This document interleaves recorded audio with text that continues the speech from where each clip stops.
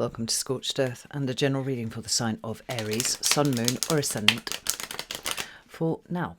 I find myself at the moment under some fairly significant cognitive load, and although in those sorts of situations I prefer to be quiet and go away and deal with it on my own, that's not very helpful for what I'm doing here. So I've decided to compromise and do what I can do, which is to show up for a slightly shorter amount of time than usual. So if you will indulge me, that's what we're going to do. I think to some extent, I've said this to all the other signs as well, but I'm going to reiterate it here because I think it is worth saying. None of us know what the next few months actually are going to hold, and we can read ahead, but there is a projection of a current kind of consciousness into something else that isn't going to translate, because we are not in predictable times, we're not in linear times. And anybody who tells you that they know what's going to happen in the next few months is having you on, because nobody does. We don't have a pattern map that we can look at and say, well, okay, in the normal way that astrology works and such like, because a lot of the things that are happening in the next few months have not happened, or have not happened in, meaningful recent human history. So I think that there is more of a use case rather than looking ahead to work out where we are right now, because Neptune is in your sign. It's very, very foggy. It's fogging everything up, in fact. And so there is more of a use case for knowing where you are and what the next single step forward is for you than anything else that we could be doing at that time. Equally, we've got Saturn getting ready to go into Aries, which is going to happen at the end of this week. Saturn-Neptune conjunction incoming, but let's not forget that these two planets are technically conjunct right now. So there's the idea of the end of not just a cycle but a paradigm, full stop, and a new one emerging, and we have to navigate this kind of disordered state between the two as carefully as possible, to my mind.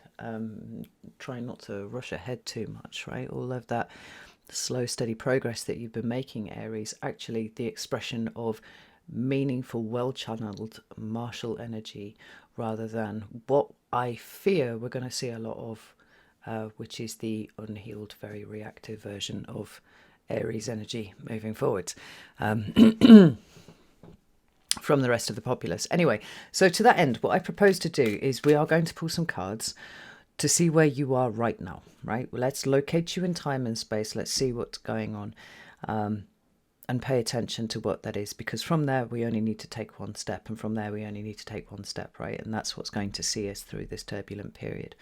So we'll pull 3 cards for that. We will also pull 2 cards for how best to move through the uncertainty, which is obviously very specific to you, Aries, rather than the other signs.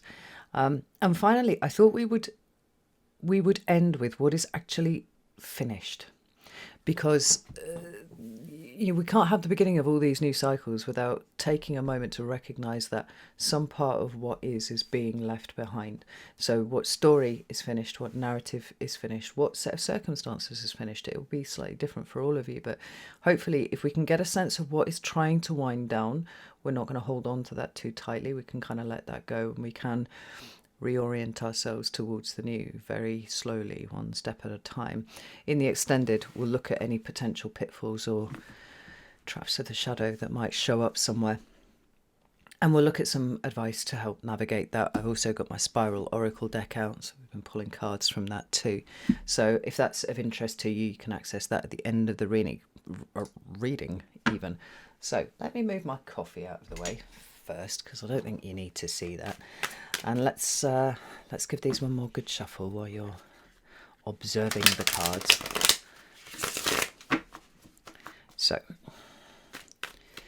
let's have a look. Where is Aries right now, please? Here we go. Right, well, we got the Page of Wands on its side. What else do we have for Aries? We have the Empress sort of on her side. She seems a little undecided at this point, right? We also have the Ten of Wands with the Page of Pentacles at the bottom of the deck. And I feel like, actually, I'm not going to put those down there. I'm just going to speak to the Page of Pentacles, because he is going to disappear for a second. Everything that we've been talking about in the last oh, is it a year, Aries, that I've been watching you kind of do this methodical process that you've been through. There is an understanding now of the value of hard work, right? And I don't think Aries is that afraid of hard work, actually, but it's the consistency of it. It's the length of time that it's spread out over.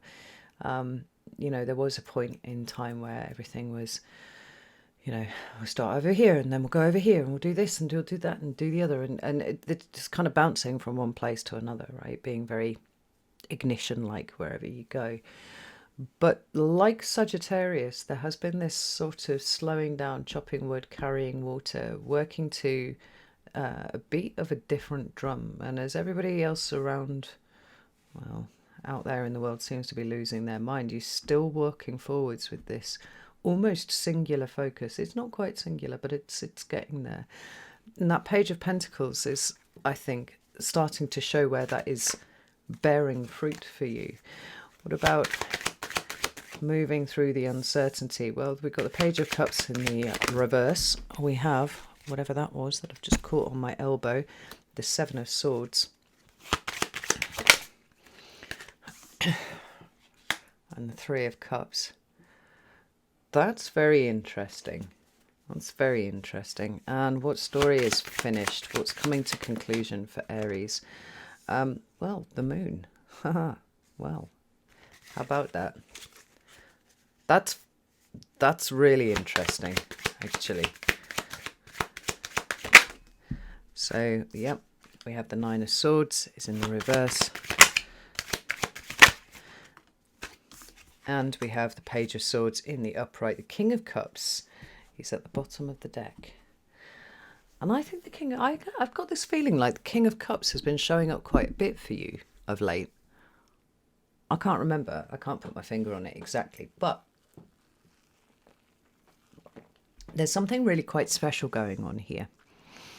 And to be fair, what it is a very natural expression of what you have been doing for the last year anyway, right? It's something that's become almost reflexive. It's become almost second nature now. It's like you've trained the more volatile aspect of yourself out of the way a little bit, or channeled that energy into consistency. So we start up here with where you actually are. I'm going to straighten that Empress up, because although she's a little bit wonky, and I think she's a little bit wonky because of the level of work without necessarily an idea of the full expression of it, which is to say, like, where it's actually going. Things have been difficult. Things have been hard. It's taken a monumental amount of energy for you to, the normal expression of which would be all the Aries things that we were talking about, right? To learn to funnel that into something else. And whilst we know that you are absolutely on the cusp of a new journey, one that is, at the very least going to be hitting your sun or your moon or your ascendant, whatever it is that you're watching this video for. And that within that there is the distinct possibility that it isn't going where you have planned it to go, because I think we need to bear that in mind too. We don't have a sense of you necessarily preparing for that, because everything that you've been doing for the last year, 2 years, 3 years, actually, if you incorporate all of the tower energy that you went through a couple of years ago, or God, 3 years ago, 4 years ago now, it's all been part of a wider story. So there's no sense here of you preparing for what comes next and all this sort of thing, because to some extent it is just the natural corollary of a story that you've been involved in for a while now. Now, I've been trying not to pull any clarifiers, but I am wondering if maybe we ought to pick one up for that Empress, because the Empress is abundant. The Empress is fertile. The Empress is, ruled by Venus. So to some extent, she represents that place in which we are comfortable. But at the same time, hello, thank you. There we go. Thank you very much. At the same time, the Empress is often depicted as pregnant, right? And we talk about how she's gestating something new that is getting ready to be birthed out into the world, right? Now, that transition of state from pregnant, gestating, creating, but doing it quietly, versus the getting it out there so that it's no longer something that is simply within you but is out there in the world, is a difficult transition. It's a painful process. And here's the Tower. You know, the labour pains, I do wonder if this is what is starting to play out here a little bit. Now, the Tower strictly is ruled by Mars, which makes it both you, also latterly Scorpio, well, earlier Scorpio, before Pluto was discovered, Aries and Scorpio both were ruled by Mars. So the Tower is a change of direction. It is uniformly good. It is not always experienced that way in the moment. And, you know, as a metaphor for labour, I guess that's probably quite on point too, right? We're definitely not fucking enjoying it while it's happening, but what comes afterwards is really worth it. Now we've got double threes here, which is quite interesting. So there's both, there's two ways of expressing the stuff out here.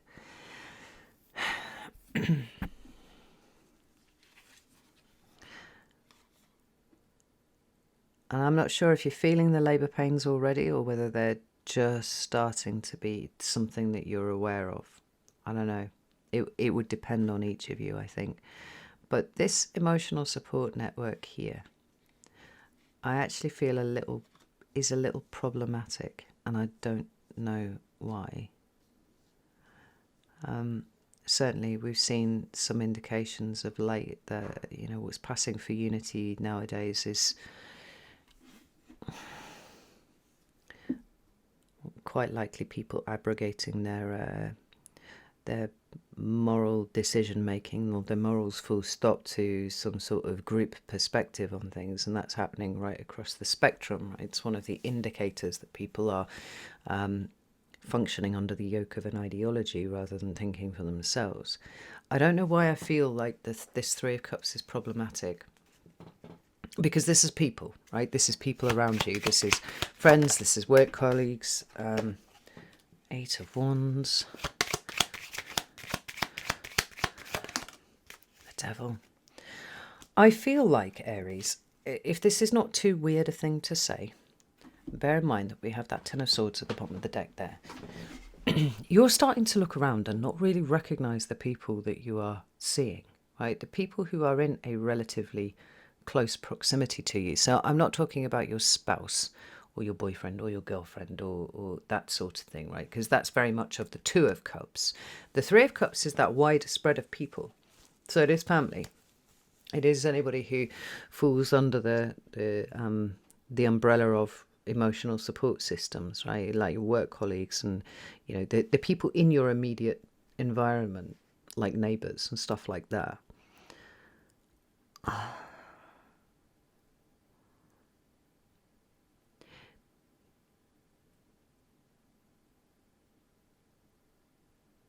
It feels like you don't recognise people anymore.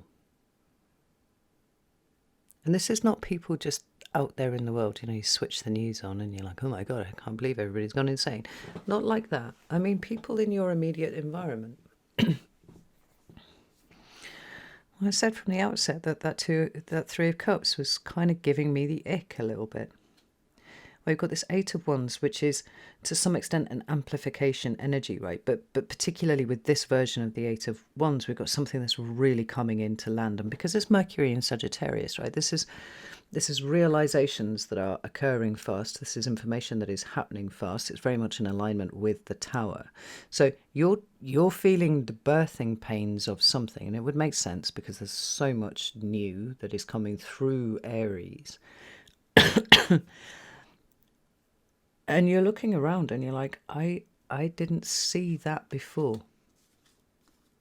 I didn't know that was there. I think one of the byproducts of so much Aries energy really puncturing this year, fucking this year up, I don't know, however you want to put it, right, is that what we're going to see is a lot of facades ripped off. And if you want to know who someone is, really, like, put them under some pressure. Because somebody who can remain calm, someone who maintains their boundaries, somebody who can do all of that, there's a natural authority with these kinds of people, right? Because they are clearly, they've got their shit together enough that what they have to say has some validity, at least to my mind anyway. If, once the intensity starts cranking up though, people start showing you an altogether darker side of them, particularly if you didn't see it before, I would be really paying attention, Aries, because, like I've said, to some degree you are the funnel through which all this new energy is appearing, so it would make sense that some of the pre-shocks were starting to hit you first. Some of the recognition of what lies behind the masks, lies behind the facades of people. I've always maintained that civilization is a very, very thin layer on top of, you know, people living together. And what's the old saying? We're 9 meals between civilization and chaos.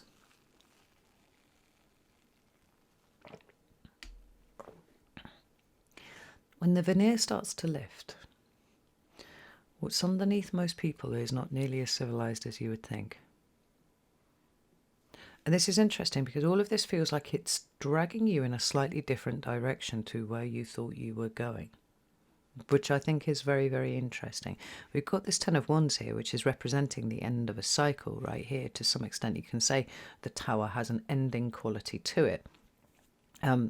But my biggest Tower moments have always happened in my head when there's a cascading set of realizations. You know, it's like one thing gives way and then suddenly all sorts of things give way. I mean, I've had other Tower moments before, you know, losing jobs and all that sort of thing. But it's that moment where the foundation stone of something that I thought that was complete bullshit slid out, and then suddenly the whole tower comes down, and I'm like, oh my goodness, I've been incredibly naive, or I've been whatever it is.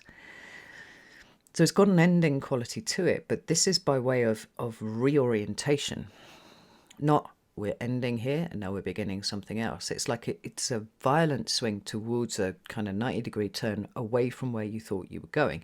So the people that you thought you could rely on, and maybe these people have been fairly tried, tested and true for you for the last few years, are suddenly starting to show their true colours. And there's something it's a bit undermining, not a bit undermining, it's undermining the friendship, it's undermining the relationship. And I know I've talked about you having trust issues before, Aries, but I think these are possibly justifiable trust issues. Now, I'm not trying to panic anybody. That's not the intention here at all. But there are a couple of things that feel like they need pinning. So when somebody says a certain thing or does a certain thing or looks at you in a certain way, a bit funny. In previous times, it was an expression of rejection sensitivity. It was an expression of defensiveness and all these things, to kind of notice these things so precisely in people. But you've come a long way since then. And there feels something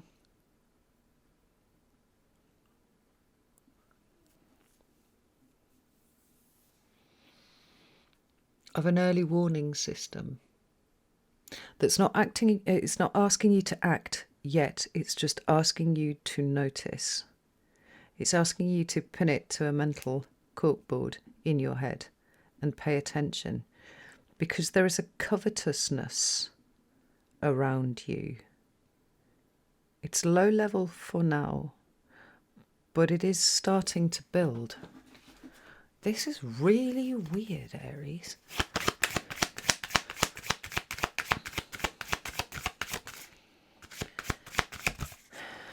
So we've got the Two of Cups on its side, yet another cup card, and the Eight of Pentacles. I mean, and there's that Seven of Swords.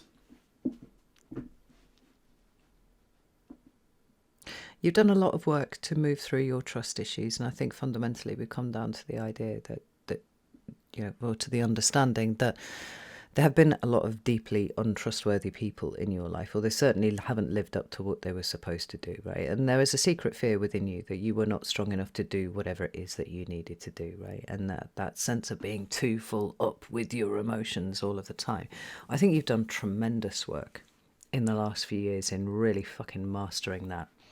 We've got mastery there. But the very precise word covetousness that is coming from relationships around you, now, whether they are jealous of your demeanor, or they're jealous of your success, or they're jealous with the way that you can just keep yourself together, I don't know. But it feels like somebody wants what you have. Now, sometimes, we have those kind of groups where, there's somebody who's really cool in the group and you kind of just wish you were cool like them and you're not, or there's somebody in the group who's like super, super successful and you're like, oh, I wish I could be successful like that. Or, those kinds of things. They don't have to be relationship enders, and they certainly don't have to be things that affect you personally, right? We just sort of clock that it's there and it's fine and move on. But sometimes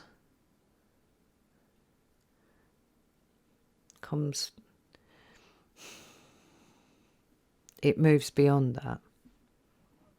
And there is a sudden set of realizations here. Maybe it's the number of things that you've got pinned to your mental chalkboard that's creating a picture which looks like something that you didn't expect to see. And it's certainly about some of the people who are around you. Because these endings that I'm talking about, they don't feel like the kind of natural, 8, 9, 10, 1, 2, 3 kind of rotation of cycles that we usually understand. This feels like, I said, like a full 90-degree turn. I'm so far away from over here. Some of you might suddenly decide to move. You might suddenly be thinking, oh, maybe I'm not living in the right place, right? Because the tower can sometimes represent a house move. But I think if nothing else, it's really important for you to understand that there is disappointment around people. There's disappointment around people's actions. And there's disappointment around people's attitudes that is slowly starting to build around you now, Aries, or be generated internally, whichever way you want to look at it. I hope that it would not move to anger, but it's disappointment. But once you've recognised a thing, then you put your boundary in the right way and you failed to be affected by that. But I'm seeing this big move in a different direction. Now, when we come down to how to navigate this uncertainty, and this is really, really fascinating that we started with the Page of Cups reversed, because the Page of Cups is a new emotional direction that we go in, right? It takes emotions that we have and it kind of broadens them, it expands them, it takes them on a different kind of journey to where we thought we were going, right? It's a good card. It leads eventually to the King of Cups. But having seen all of this up here and now looking at this and this,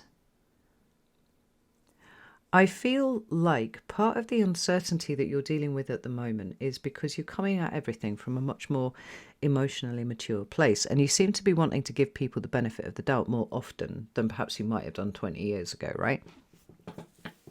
Particularly if they are forming part of what is an emotional support network for you. But these cards are absolutely counselling to be very, very sparing with your empathy, particularly as it pertains to the group of people who are closer to you, not closest, but closer to you, coming up. Because you're showing up as a king up here. And so the ability to rock this energy should be pretty straightforward for you, right? This is something you've mastered. This is something that you've learned. But this is an exhortation not to do that. Don't lean into that. Why? Because there's something kind of underhand that is going on here. As you know, if you've shifted yourself from I have trust issues to now I choose to see the best in people, which you might have done, right? Your work may have been that good. That's fine. But there are attitudes that can, and energies that can slip through the cracks on this one. And like I said, I think a lot of what Aries energy is about in this next few months is about ripping off the mask of civility, the mask of all sorts of things, and it's going to reveal what is actually real underneath, right? I think Aries, you like real. But I think what you're going to find is extremely fucking disappointing, and it's asking you to come back to a place where your situational awareness is high, and recognize that every situation actually needs to turn on its facts, right? So we don't want to take a full, oh, everything's forgotten. I'm sure they didn't mean that. Everything's fine. I'm sure that's not how they meant to come across, all this kind of thing. Like giving people the benefit of the doubt.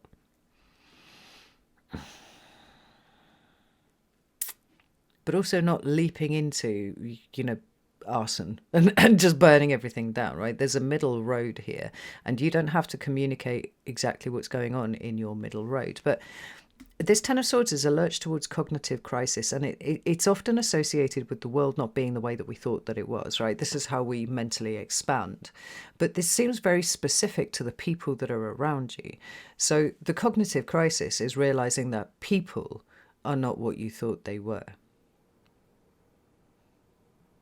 Which is interesting, because in some ways it marks a return to how you were before, but a mastered return. So now we can keep this mental checklist of things that people have said and how we feel about that, right? And if there is anything that is kind of making your intuition spark, you peg it. And then when they reveal themselves, as they almost certainly will in the next few months, you know what you're dealing with, you put the boundary in the right place and you move on. It's like a more discerning version.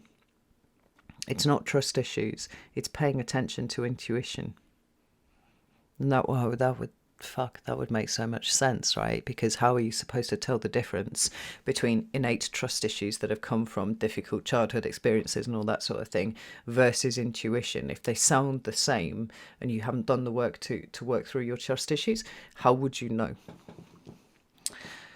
I think you've come through the point where you are thinking about, what people meant rather than what they did, that sort of, you come through the other end of that and going, actually, no, like, I can now tell the difference between the things. The thing that I have mastered is recognizing when it's my intuition talking versus my trust issues. I think you really need to trust this, Aries. I really do.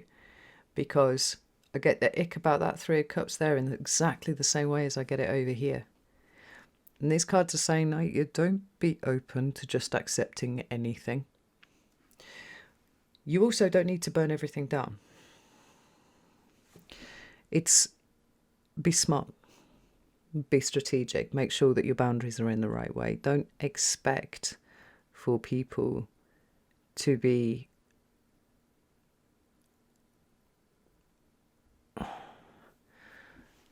don't go around expecting everyone to disappoint you, but at least hold the capacity within you to recognize that the kind of intensity that you know how to navigate, which is what's coming up, is going to be so overwhelming for most people that the real side of them that comes out, which is probably going to be pretty ugly in a lot of ways, is them, but the other stuff is them too. The point is putting some distance between you and them. Not doing it aggressively, not doing it in a confrontational way, just stepping sideways. Because whatever this tower is that's taking you in a different direction,